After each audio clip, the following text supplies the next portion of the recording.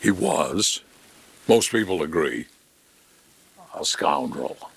He left this town owing a lot of money to a lot of people. But while he was here, he provided a lot of fun to a lot of people. He was, in fact, easily one of the most colorful men ever to live in this town. Now, this happened a long time ago. 1823, James Monroe was president. I say it happened here. This is the town of Windham, New Hampshire. We're in the library. The scoundrel, he was a guy named Frederick Bessel. Mr. Bessel blew into town in May of that year, came here from Salem, Massachusetts, just over there.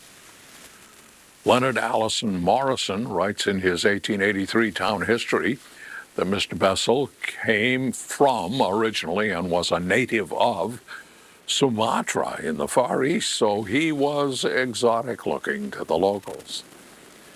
Mr. Bessel arrived in Salem aboard a sailing ship under the command of one Captain Joseph White. He was, in fact, the clerk of the captain's ship.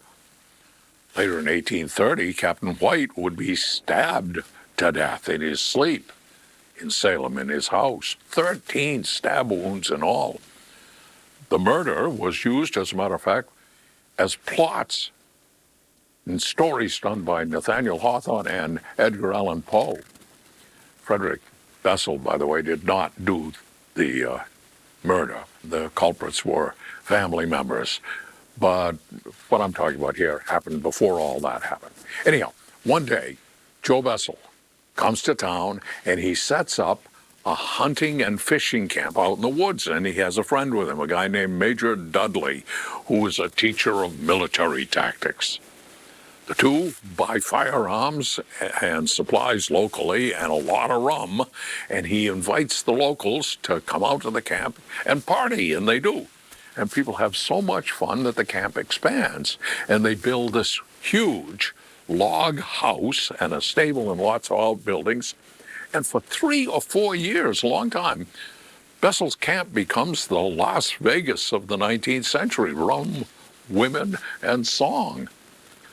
But the money ran out, and the locals gave credit without hesitation.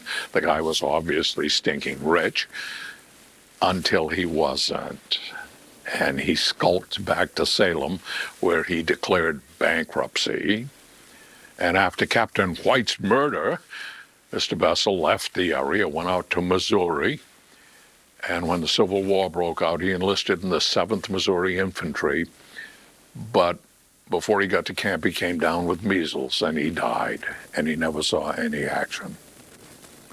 The big log house for a while became an inn, and it was eventually torn down. I guess that's it, the end of the story.